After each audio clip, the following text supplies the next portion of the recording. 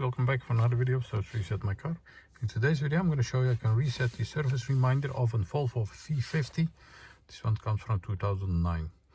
When you turn the ignition on or start the car, there is an indicator saying that the service is due. Let's start our way. First of all, turn the ignition to the first position. Then we're gonna press this button over here. Keep pressing that while you turn the ignition to the second position.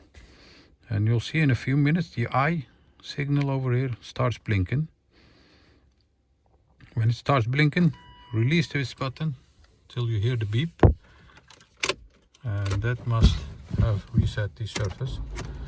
The indicator over here won't show up anymore that the surface is due. That was it for this video. Give us a thumbs up if you like our videos and hope to see you next time in another video. Stay safe, take care, bye bye.